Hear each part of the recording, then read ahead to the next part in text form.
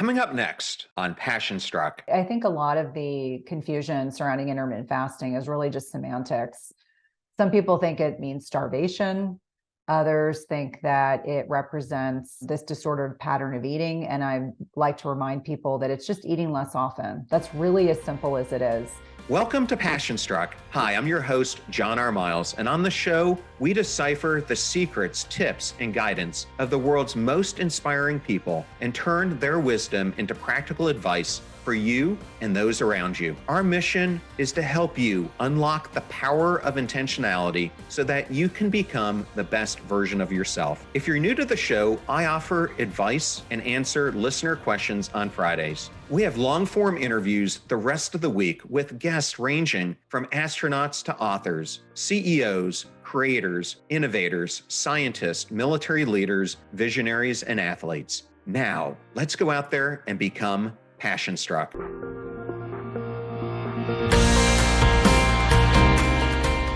I am absolutely ecstatic today to welcome Cynthia Thurlow to Passion Struck. Welcome, Cynthia. Thank you. I've been looking forward to our discussion. Well, as we began talking before you came on the podcast, you and my fiance have a lot of things in common, both of you being nurse practitioners. And I wanted to start out the conversation with what led you to pursue the initial phases of your career in healthcare. It's interesting how life evolves. I was a poli-sci major in college and really wanted to go to law school. And I got into law school my senior year of college, and it really forced me to reflect because I would be taking on back then a substantial amount of debt. It's even worse now. Did I really want to be an attorney? And the answer was no. I think I had always considered graduate school. I'm from a family of people that really value education. And so it was an easy answer when my parents would ask, what do you want to do after college? I was like, I'm going to go to law school.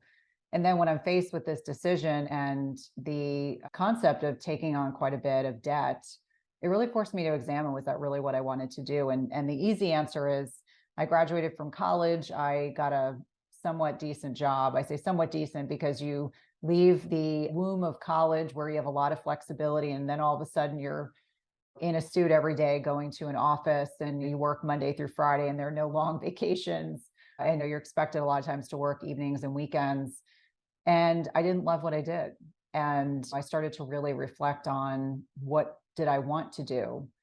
And what's interesting is I had always wanted a dog. I had parents who got divorced and very appropriately decided that it was not a good idea to get a dog. No one was really home during the day. So in early 1994, I actually got a dog, and that changed my life because I started to realize that I came from a family with a lot of physicians, a lot of nurses and healthcare professionals. And all of a sudden I became very interested in medicine and potentially veterinary medicine.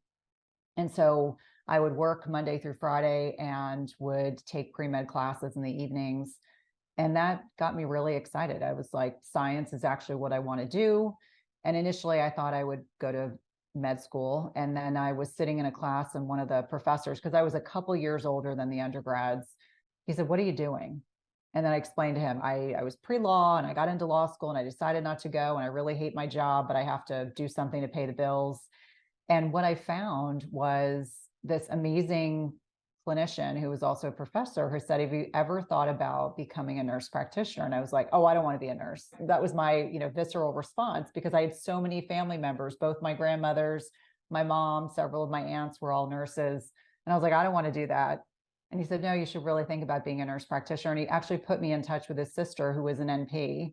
And so we're talking about the mid 1990s. There weren't a lot of nurse practitioners. And so I actually found that was really what I wanted to do. And so you probably know this, but you can't become a nurse practitioner unless you're a nurse. And so I started applying to dual programs where I could get a nursing degree and then also get, at that time, you were master's prepared, go on and get a second degree. And also at that time was the height of the AIDS crisis. And I was really interested in HIV and AIDS research. I worked at a clinic in Washington, D.C. And so really thinking about what were the two standout research institutions at that time for HIV and AIDS research. And you're talking about Johns Hopkins or UCSF. And I'm an East Coast girl. So it was an easy decision that I really wanted to go to Hopkins. And I was accepted into this dual degree program. And as someone who had always played things pretty conservatively, to leave an area that I knew, to go to an area that I did not know, to live in a city. And I have never been more academically and cerebrally challenged in a good way. It was wonderful that I was surrounded by people who were just as eager to learn and excel. And it was one of the best decisions I ever made. So I graduated from the first program, then became an ER nurse, and I'm a total adrenaline junkie. I like sick patients. The higher the acuity, the more interesting they were to me. And after I finished my nurse practitioner program, I easily transitioned. I worked at a very cardiology focused hospital. ER medicine, cardiology made a lot of sense. Continue with that adrenaline junkie, really sick patient, call in a chopper, a helicopter. And I loved that for a long time until I didn't. But that's how I came into nursing. And I always say it was one of the best decisions I've ever made. I always say that a lot of my life is the path less traveled. Most of my friends were going on and going to graduate school or getting these amazing jobs. And I went back to school and spent most of my 20s, which is hard to believe, doing school, but it was the right decision for me. And so I finished up at 29 and loved becoming a nurse practitioner. That was the best of both worlds. I had a high quality of life. I didn't have an enormous amount of debt like most of my physician friends. And I still had a lot of vigor and rigor in what I was learning and practicing about medicine. Whereas physicians during their residency, they have many years of training. Nurse practitioners finish their education and then they do a lot of training on the job. And I was very fortunate that the cardiologists I work with were willing to invest in me because they felt like the more we invest in our nurse practitioners, the stronger we are as a practice. And so that practice model was so important because I was the youngest NP, the youngest by far, because most nurses are NPs usually for a long time before they become advanced practice nurses, but I wasn't. And so I had to make up for the fact I didn't have an experience. I spent a lot of extra time, had a lot of colleagues that were willing to break things down and make sure that I understood them because they understood the value of training us in a way that we could be very autonomous. And I really was very autonomous, even before the state that I live in allowed nurse practitioners to be fully autonomous, which means you don't have to have a practice agreement with a physician. You can hang a shingle, if you will. But in clinical cardiology, where there's just a very high acuity, it was actually good to be in this cocoon where there was a tremendous amount of support as I was evolving my own practice. Well, even before I met Corey, I have historically sought out either nurse practitioners or DOs, primarily because I find more of them practice functional medicine than your traditional MD does, which is something I subscribe to. Which leads me to ask you, I understand when your youngest son was 4 months old, he developed severe eczema, which is where you began yourself to explore alternate health options. And I wanted to ask, how did that and reading Unhealthy Truth shift your perspectives and mindset forever? Yeah. So Jack is now almost 18 years old. So it shows you how many years ago this was.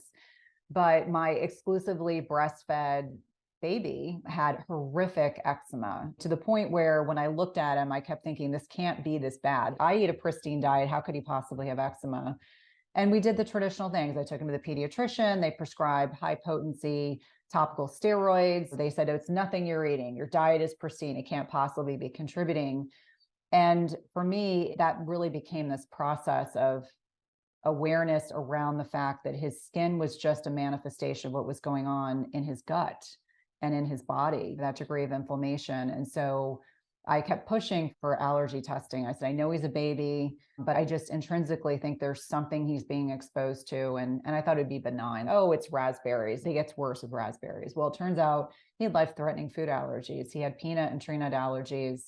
And as someone who doesn't live in the mindset of being fearful, all of a sudden I was very concerned about, can we take him to someone's house and can he eat somewhere? Can he eat in a restaurant? Can he eat at my family's homes? I started making all of his baby food. And you have to understand, 18 years ago, there weren't as many options. You couldn't just buy canned organic food. It was just wasn't there. So I was making everything. And for me, that started the process of understanding that it all starts with food.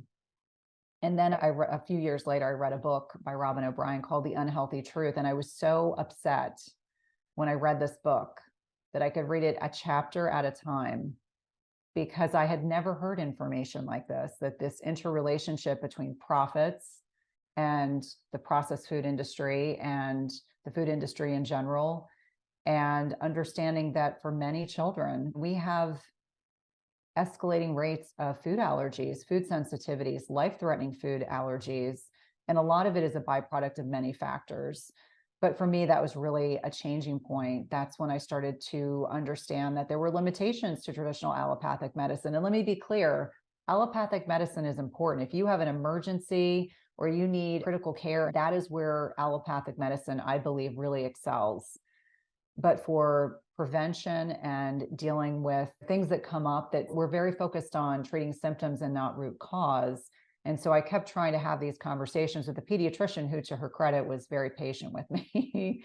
She just kept saying, Cynthia, I think you have to understand there are limitations to what I can do. And so for me, that really shifted my perspective. And so I started considering, what can I do in addition to this part-time, now nurse practitioner job, while being a mom of two little boys. And for me, it started with considering all different options, but really that lifestyle medicine is the way to focus, and understanding that it all starts with food. And so the practice that I worked for thought it was cute, and I'm going to use their words. It was cute that there was this nurse practitioner who really put a lot of emphasis on focus on food. And I said, guys, we can't keep telling our patients breakfast is the most important meal of the day, and that they need to be eating lots of heart healthy grains, and that they need to be fearful of fat, and they need to not eat enough protein. I think we need to flip everything we're telling them. In some instances, they were curious, and then others, they thought I was just crazy. And so that was the big pivot. I always credit Robin O'Brien's book for really getting the process started of questioning what I was trained in, and questioning the dogma that we so rigidly adhere to in medicine. It's hard. Sometimes it takes 20 years for research to filter down into traditional medical roles. And so I do believe that the pivot that I made is now doesn't seem so strange. Now people are like, I get it. It all starts with food. But back then, that was not the case. People, in many ways, tried to be supportive, but in many ways thought that my ideas were really missing the boat. We've got all these powerful medicines. How could food be equally as powerful? But now we understand and we know better. And it's so interesting. I've done so many interviews on this show that highlight just how important our gut health is. And one of the most intriguing ones to me was with Dr. Chris Palmer, who's a psychiatrist who you might know, who's at Harvard. But he wrote a book last year called Brain Energy. And what was so interesting to me is, through his research, he is uncovering that all mental disorders are actually tied to metabolic disorders. And so he feels, and he's starting to gain more traction, that this is why we're having such a rise in all rates of mental disorders, is because gut health has become so out of whack that it's having severe and lasting impacts on how people are functioning cognitively. Have you seen things like that in your studies? Oh, absolutely. And it's interesting. I met Chris in person last summer, and we just started an organic conversation. And he mentioned he had a book coming out. And I said, oh, tell me about your book. And I brought him on the podcast last fall. And before we started recording, I said, Chris, your work is going to change the way we view mental health completely. And it's wonderful to see the impact that his work is making, because it needed to be an academic physician that was going to be able to have the ability to transform the way that not only clinicians, but the lay public view mental health. Because obviously my background is not in psychiatry, but a lot of the antidepressants, the anti-anxiety agents, the tranquilizers, I mean, all these different medications that we were familiarized with because we had patients that had a lot of mental health problems throughout the trajectory of my medical career, and recognizing there were limitations to what we could do. Maybe acutely, we could benefit people that calming down acute symptoms, but chronically, there needed to be more to that. And when we talk about these hyper palatable, highly processed foods and what they do to our endocrine system, and what they do to brain communication, and what they do to the neurotransmitters that are created in our gut, it makes complete sense that diet and nutrition has a great deal to do with the degree of mental health benefits we have or don't have. And so I think that it's really compelling for us as a society to contemplate that not only we are what we eat, but we also are directly implicated or impacted by the food choices we're making from a mental health perspective. It's not just a physical health, but mental, emotional well-being. And that's a really powerful connection. So I really think Chris's book and trajectory of his work is really going to be incredibly impactful. Yeah, I did as well. And I've since introduced him to several other people in the field because I think his ideas need to be heard by many more so people understand what he's uncovering. Well, one of the main things that I try to do on this podcast is I try to provide stories of how a person is able to reinvent themselves and their personal journey. And you have a great story of that.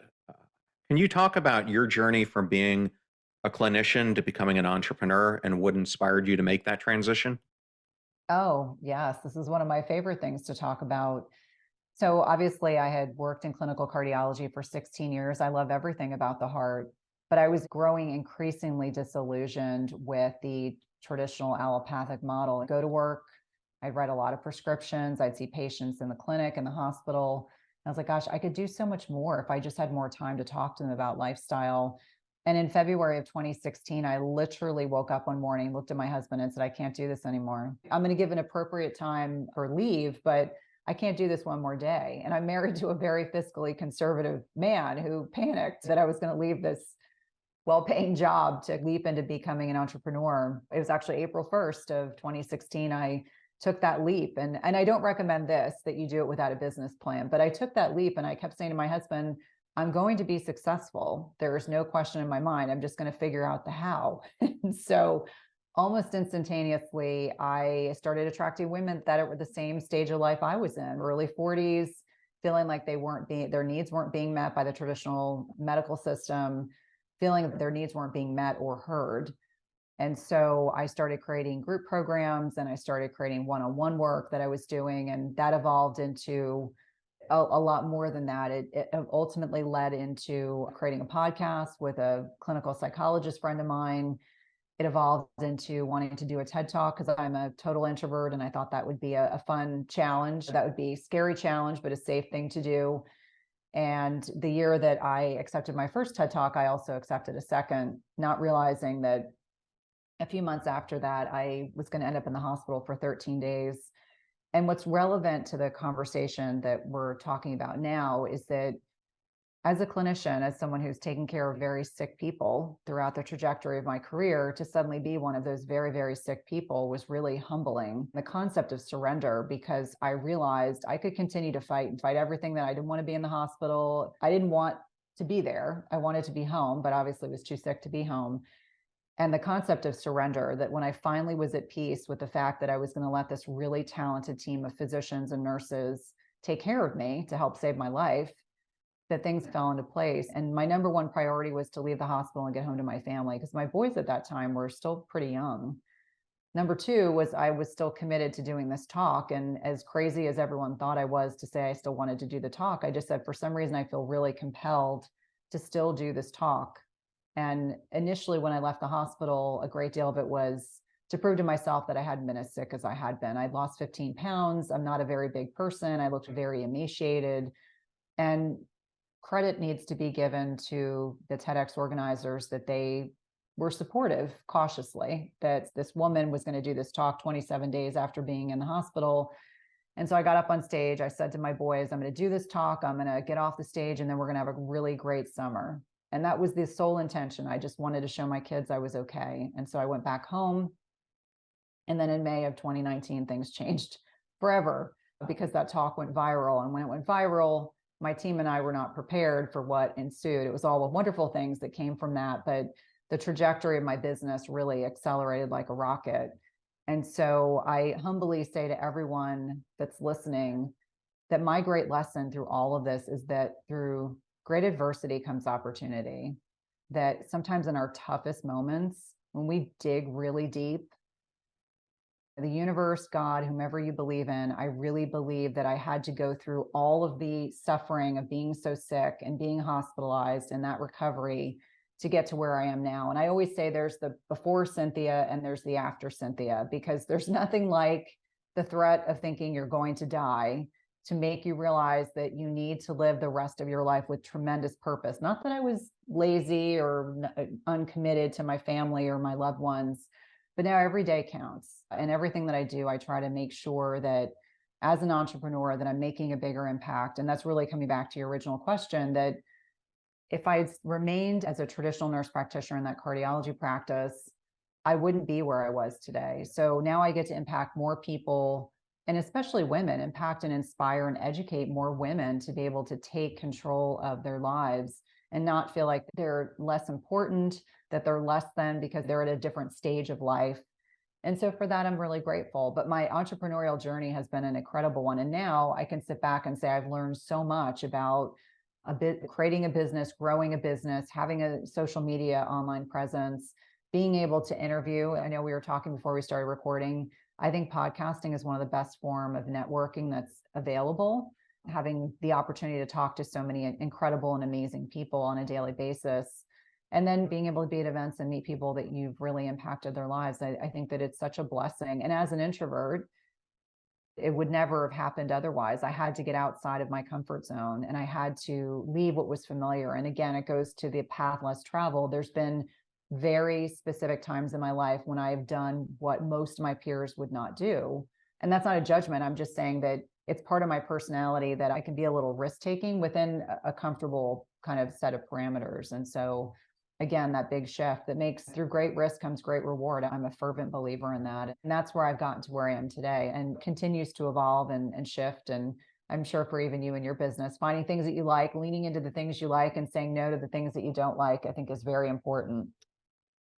Yeah, well, I have to say, when I first started, it was difficult for me to initially do these interviews because, similar to you, I am also an introvert, but I have discovered over time that it is really a great means, not only for networking, but for constant learning and for just engaging with a community of like-minded people who are trying to bring a positive message to so many people. So it's really become an honor to get the opportunity to talk to people like you and so many others who are trying to change lives. I wanted to keep going down this path, a couple questions more before we get into your book. Can you provide, since you just brought up the TED Talk, some insights on how you master the art of delivering effective talks and what tips or strategies you have for aspiring speakers? Well, I can tell you I've learned the things not to do. Maybe I'll start there. I always like a positive reframe. So I'll just tell you that one of the things I had to learn the hard way is I can get up in front of a room full of people and I just adapt a different persona. There's the introverted Cynthia that likes quiet surroundings with smaller groups of people. And then I step on stage and I'm like, I'm an educator, I'm a teacher. That's really what I'm stepping into. But when I was a more novice speaker, my nervous energy, the way that I worked it out was I would move. Now, as you can imagine, that gets distracting when you have someone who's moving back and forth. So if you happen to see my first or second TED Talk, give me grace because now I know I stay planted. I might move, but then I'm planted. And so one of the first things that I learned from a really good speaking coach was to plant myself, say a couple points and plant and then pivot, but don't move back and forth. So it can be distracting, but that's how many of us have to learn. How do you deal with that nervous energy? So for me, I have breathing exercises that I do before I get on stage to regulate my autonomic nervous system so that not only is my speech and elocution is spot on, but it also allows me to get very centered. So for me, I have a whole kind of process that I go through. It's not very complicated, but I'll do box breathing, I'll do guided imagery. That's what I do before I get on stage. And there's actually a song, I don't know why this song in particular really appeals to me, but in my mind, it's a song that allows me to get into this extroverted side of myself. So there's a Metallica song, Enter Sandman, which I don't know why. Someone was laughing one day. They're like, how in the world? And I was like, I don't know why, but it gets me excited. And so I listen to things. I do that guided imagery. I do the breathing exercises. Then I stand on stage and I try very hard to make sure that I've made eye contact with a couple key areas. There's someone with a smiling face in the audience and I'm talking to them. And so I'm thinking as I'm speaking that I'm making sure that I don't just look in the same direction, that I look around, that I use my hands. We know based on research, if you are someone that stands there frozen like a pencil, you are not going to be perceived as good of a speaker as if you're a little more relaxed, you use your hands, and not that you're using them excessively, but gestures, and it confers a degree of warmth. So when I think about the things that have been most helpful, it's making sure you have a system before you get on stage to calm yourself down if you're someone that gets nervous. Number two, acknowledge that it's okay to move, but not too much. It's all relative. Number three, find a smiling, happy looking person in the audience and speak to them. And people love when you make eye contact with them. It makes them feel connected. It makes them feel a sense of warmth. The other thing is be really clear about who you're speaking to. So if you're getting up in front of a group of women, don't talk about something that's not relevant. That's why before we started recording, I said, tell me a little bit about your audience, because I want to make sure what I'm sharing is relevant and to make sure that it is going to be helpful and actionable. The other thing that I think is really important is to not put up too many slides. I've been guilty of this myself. When you're at a medical conference, as an example, too many slides and people pay attention to the slides and not you. And I think a lot of people sometimes put a lot of slides up because it makes them feel like they're focusing on the flow of the discussion. But what it really does is it detracts from you.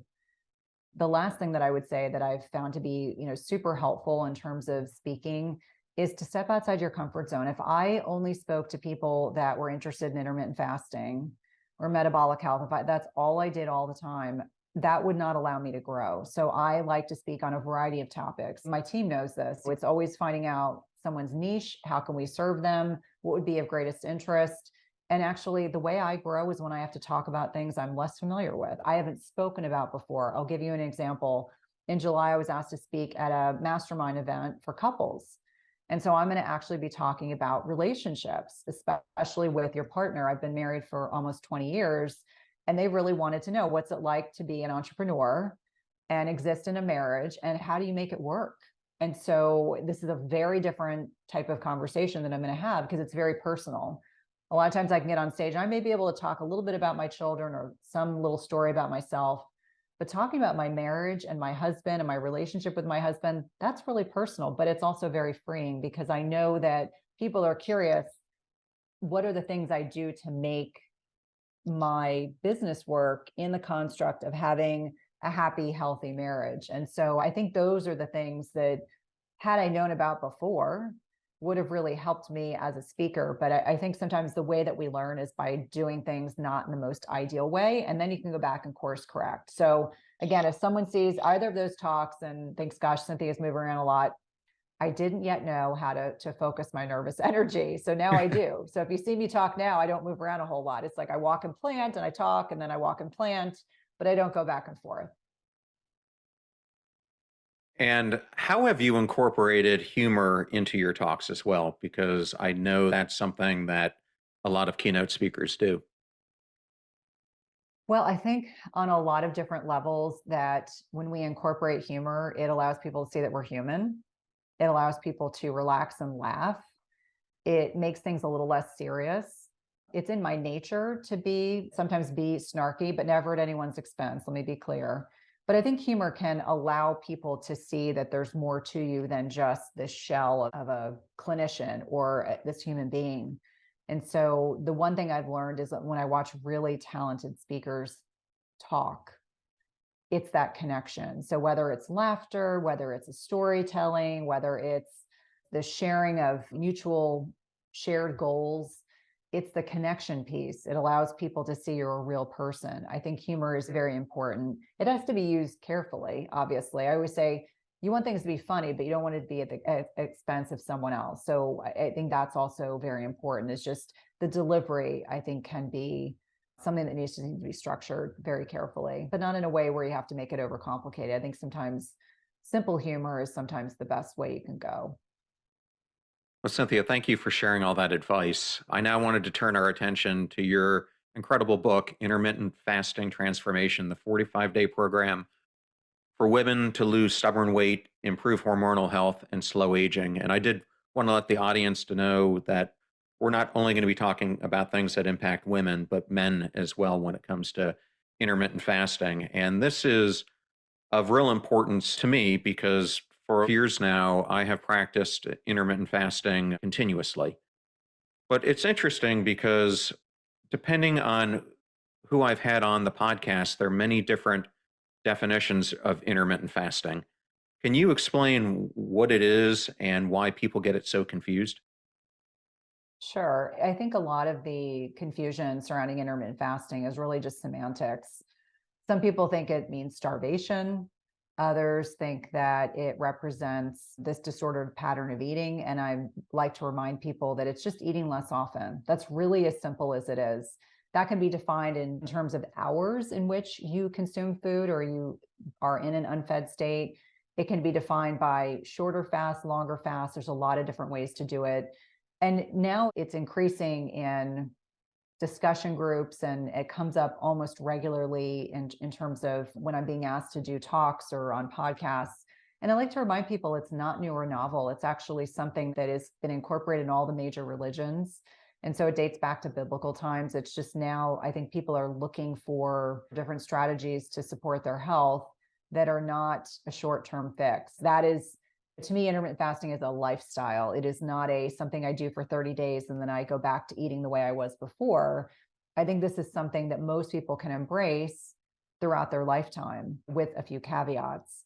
And to me, creating sustainable strategies is the way for people to be able to have lasting success when it comes to lifestyle practices. Well, I know for me, it's done wonders. It's been the most consistent I've ever been on maintaining weight. I feel my cognitive processes have been enhanced. I have more energy throughout the day. I feel better when I go to the gym. But it's interesting because I do a weekly ride with a number of friends of mine, and they like to stop for breakfast in between this ride. Something I have to tell you I don't like to do, but it's a nice social gathering. But for 4 years now, I sit there and watch them have breakfast as I have a cup of coffee. And they're always like, "Aren't you hungry?" And I have to tell you, at this point, I don't crave anything until somewhere around noontime. Sometimes it goes even later than that. And I think I practice similar to you, a 16-hour window. Sometimes it's longer than that. It's typically never shorter where I don't eat. But if you think about it, over history, as we were hunter gatherers and etc., we didn't have this constant supply of food that we do now. So I think it was very common for us historically to fast because we had no other option. There were not refrigerators in supermarkets and this hyper palatable, highly processed food available to us 24/7. And I would agree with you. And I love that you serve as a kind of reflection point for your fellow cyclists. I would imagine that you probably over time, they'll get curious and they probably will try intermittent fasting, especially working out fasted. I think for a lot of people, they think, oh, if I'm doing a 40, 50-mile ride, I have to have food with me. And the ultimate food is being able to use stored fat as a fuel source. And so I love that is incorporated into what you're doing exercise wise. It's very telling that more and more people are starting to observe hunger cues. They notice when they're fasting, they can differentiate between, oh, I'm bored versus, oh, I'm genuinely hungry. This is how I feel when I'm genuinely hungry. I'm ready to break my fast versus just the relative boredom. I mean, the average American consumes food or sugar sweetened beverages 6 to 10 times a day. And so understanding what that meal frequency is doing to our metabolic health can allow a lot of people to think, maybe I need to eat less frequently to be able to improve my metabolic health and longevity and aging process, which can be accelerated when you're doing the antithesis of that. I totally agree. And I know one of the things that intermittent fasting is intertwined with is hormonal health. I think it's probably more pronounced if you're a female, but it also impacts males. I know it's impacted me, given you and I are a similar age. It catches up with you after a while. And can you shed some light on the importance of hormonal balance and its impact on overall well being? Absolutely. So we always like to think about hormone hierarchy, and this is where cortisol and insulin and oxytocin. And I'm sure everyone's heard of cortisol and insulin, perhaps not oxytocin, but it's this bonding hormone. It's this hormone that when you hug your pet, your child, your loved one, it gets secreted in the brain. And what's nice about oxytocin is that it lowers cortisol. So when I talk to patients and clients about ways to reduce stress levels, we talk about getting oxytocin hits. You need multiple ones. Oxytocin doesn't last all that long. Another way to think about it is when a woman's bonding with her infant, if she's breastfeeding, she's releasing oxytocin because it's this bonding hormone. Or if you have an orgasm, it's another way to release oxytocin. So it's definitely this bonding hormone, but when it is optimized, can actually lower cortisol. When I think about the concept of balancing hormones, I know there are people in the traditional allopathic space that hear that and they cringe, but it's really speaking to the fact that we want our lifestyle and our endocrine system, which is the system in our body that kind of governs a lot of communication between glands and hormones throughout the body, making sure that they're aligned. In our modern day lifestyles with poor sleep, hyper-processed, hyper-palatable foods, too little or too much exercise, stress that's out of control in the past 3 years have certainly taught us this. When you have this heightened response to chronic stress, lack of sleep, crappy food, and cortisol is high, it'll actually increase your glucose, which is your blood sugar. In response to your blood sugar going up, also insulin goes up. Unfortunately, insulin is one of these hormones that gets a really bad rap, but it's helping people understand that when we're not taking care of ourselves, our body can't be optimized from a hormonal perspective. And if you have sustained high insulin, your body is not able to free up stored fat as a fuel source. And we want our bodies to be able to use both stored glucose and stored fat as a fuel source. That's what metabolic flexibility really embodies. And so when we talk about that hormone hierarchy, it's really understanding that those three hormones are very instrumental for a very baseline view of what goes on in the body. Now, beyond that, obviously, men and women have sex hormones, progesterone, estradiol, testosterone, depending on where a woman is in her life. If she's in her peak fertile years, then she's having regular menstrual cycles. She has fluctuations in those sex hormones every week. When a woman's in perimenopause, she gets tremendous fluctuations in hormones, more so than during her puberty years. And then menopause is this 12 months without a menstrual cycle. Average age here in the United States is 51. But when I think about men and women, menopausal women and men have less hormonal fluctuation. So I find that they, generally speaking, do really well with intermittent fasting as a strategy. We're talking about other hormones. We're talking about sleep quality as one indicator of hormonal balance. We know that people that get less than 6 hours a night of sleep, they have blood sugar dysregulation. They have an adjustment in leptin and ghrelin signaling. So the appetite satiety hormones are not going to be properly regulated. And it's why when you have one night of crappy sleep, your blood sugar is going to be higher the next day. You're not going to crave broccoli or chicken. You're going to crave junk. And that is because the leptin and ghrelin are out of balance. So helping people understand that with optimizing the sleep piece, making sure you're getting high quality sleep, managing your stress, which for many people is more than 5 minutes of meditation once a day, eating nutrient dense whole foods, irrespective of what nutritional paradigm you cling to, is important. Eating less processed food, and then moving your body. Like, we're not conditioned to be sedentary animals, but yet most of us are.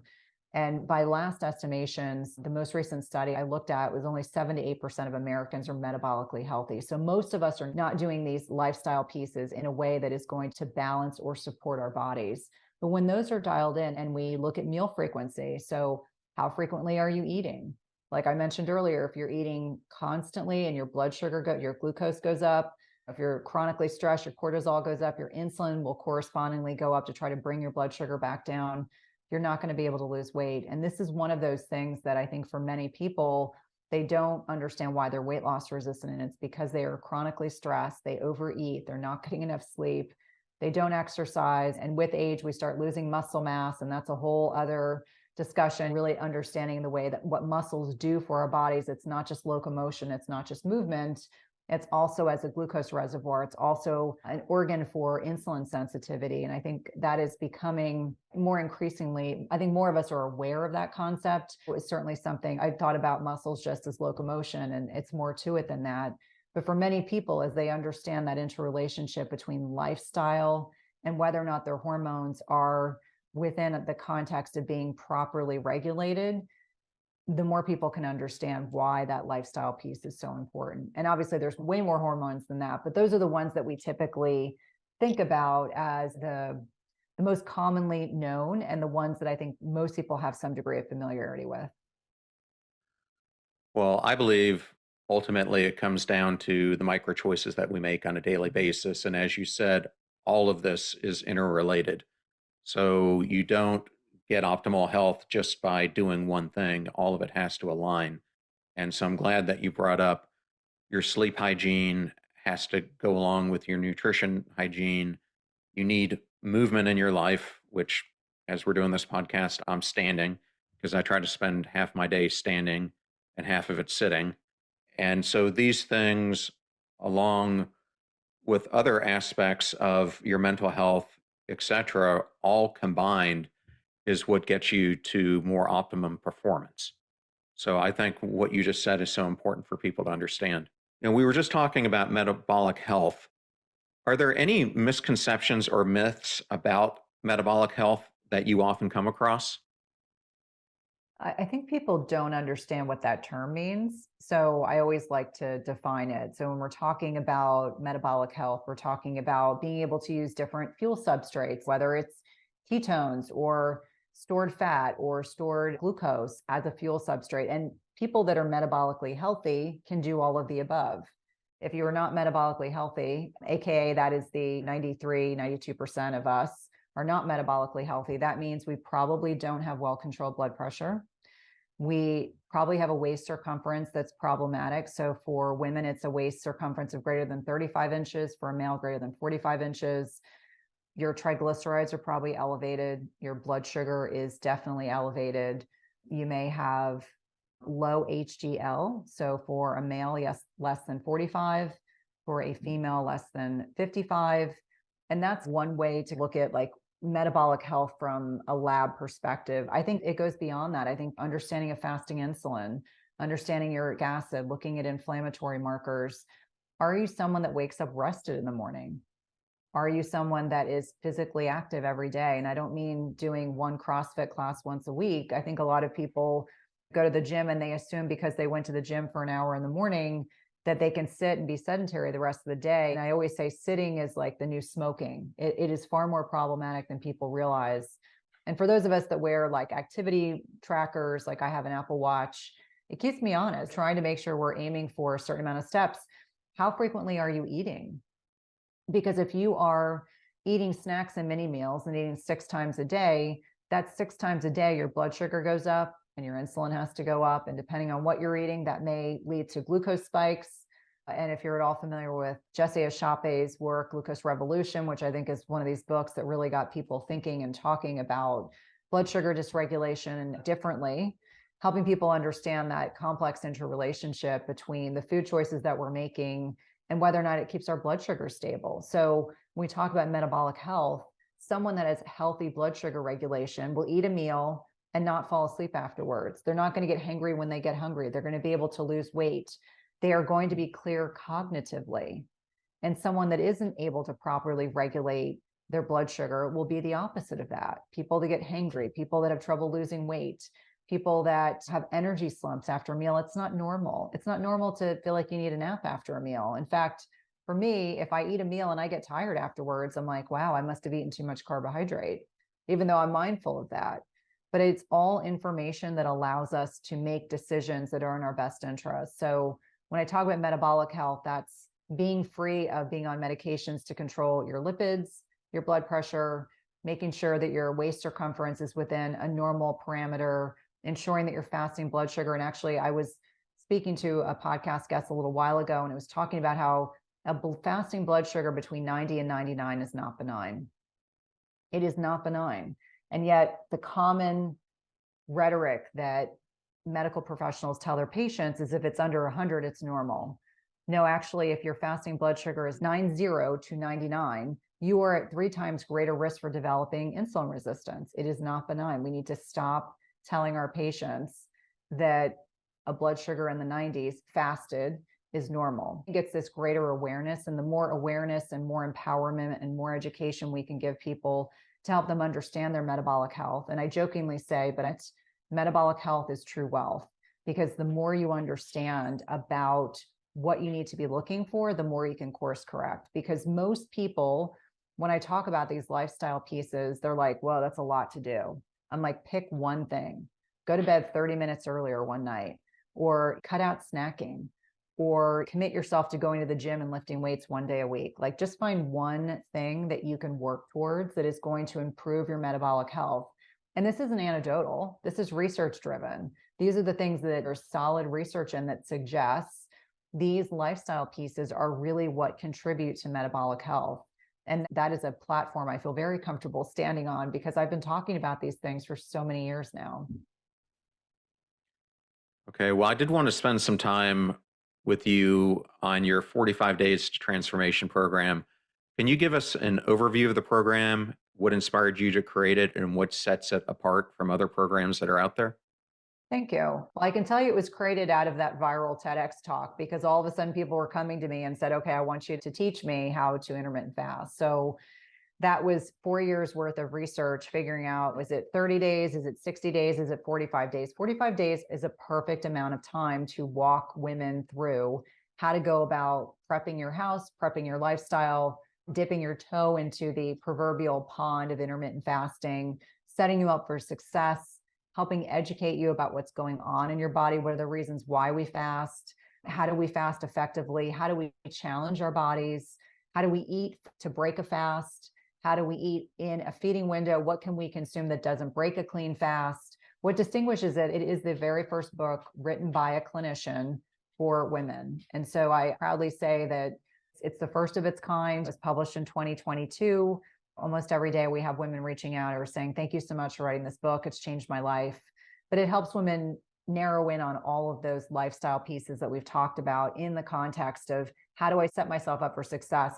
Also, embracing and not apologizing for being a woman. So if you were 35 and under, I talk about how you need to fast differently than a woman in perimenopause, someone who's 10 to 15 years preceding menopause, versus a menopausal woman, because we have to fast differently depending on where we are in our cycle, where we are life stage wise, and doing so without apologizing for it. I think women reflexively, like, we love to apologize for things. I'm like, no, this is what makes us unique. Being able, if we choose to conceive a child and carry a child and birth a child, makes us unique.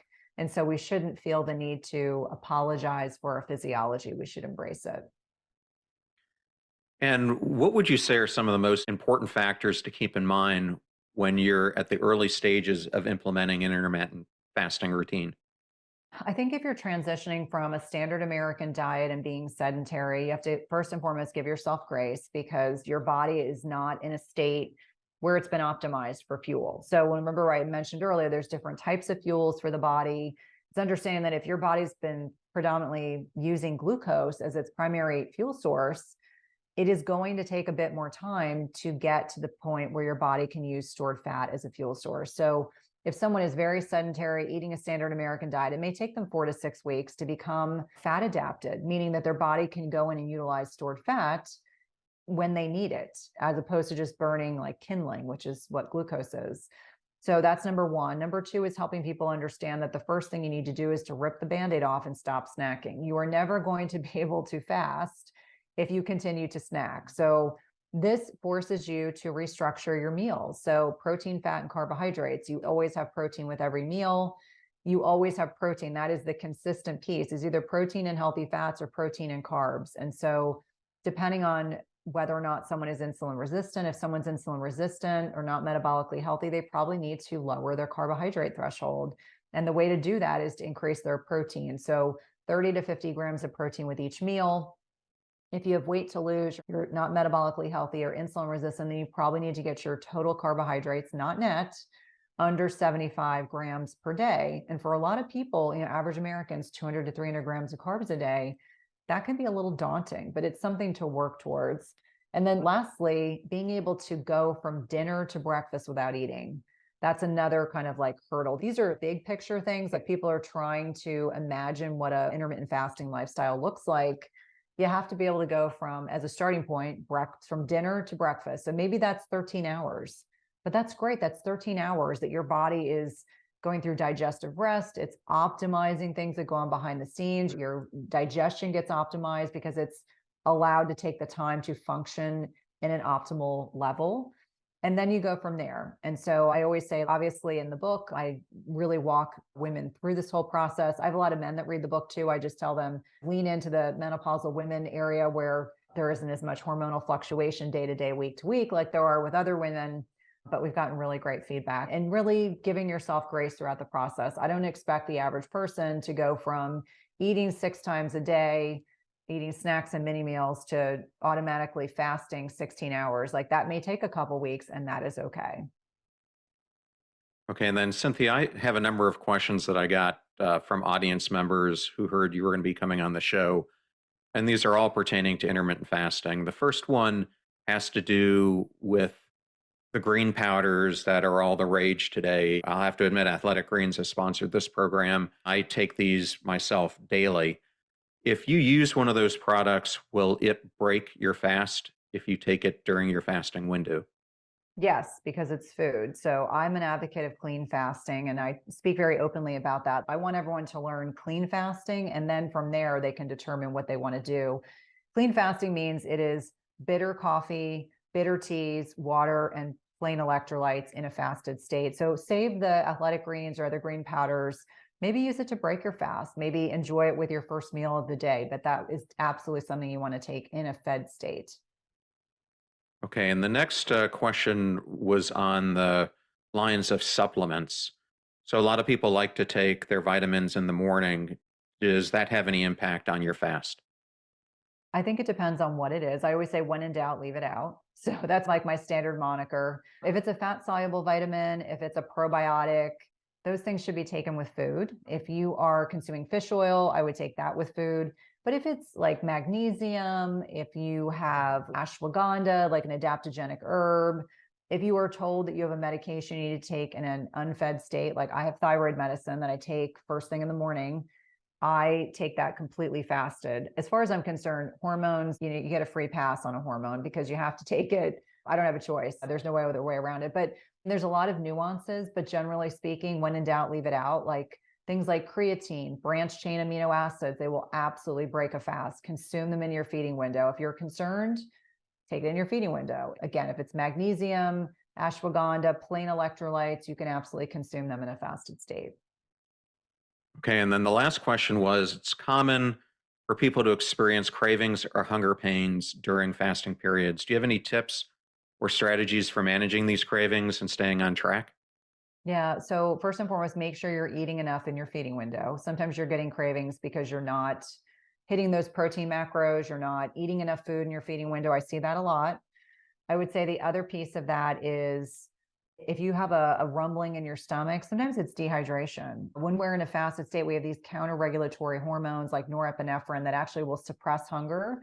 The other thing is enjoy bitter coffee or bitter teas like green tea, black tea, plain coffee, because one of the things that they do is they actually will upregulate autophagy, which is this waste and recycling process in the body, and they can actually suppress hunger as well. So I'm never an advocate of white knuckling fasting. So this means right before you're getting your menstrual cycle and you're miserable trying to do 12 hours in a fasted state, don't torture yourself.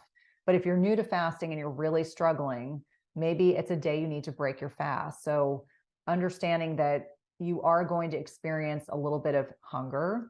Sometimes that is, again, this physiologic thing that goes on. Over time, your body will secrete these counter-regulatory hormones, which will help suppress it. But the cravings piece is almost always related to something that's not being met. And I just find a lot of women in particular, I don't mean to pick on women, they just don't eat enough food. So when they start cutting an amount of time in which they aren't eating and they're not eating enough food in the fed state, that can be problematic. So I think that using an app like Chronometer, I have no affiliation with them. I just think it's a great app that tracks macros and micros. So you can have a sense, are you deficient in potassium? Do you need more sodium? Are you deficient in protein? And I always say we're working towards 1 gram per pound of ideal body weight, which means most, if not all of us, are under eating protein, overeating carbohydrates, and consuming way too much unhealthy fats like seed oils. But that's generally how I look at that. Okay, and then what advice or encouragement do you have for individuals who may be considering trying intermittent fasting but may feel hesitant or unsure? Well, I think for every person that intermittent fasting is a great philosophy for, there are other people it's not, and that's okay. I do talk about it in the book, people that should avoid intermittent fasting, or maybe at that time in their life, it's not the ideal thing to do. But I think this is where coaching can be very helpful. And that's why having the book can be a resource for you to walk you through day one, this is what we're going to do. Day two, this is what we're going to do. If you're feeling ambivalent or you're feeling unsure of yourself, the question is why? Is it because it's new? And sometimes when things are new, they can be scary, but you can always try it, give it a week, see how you feel, give it a couple days, see how you feel.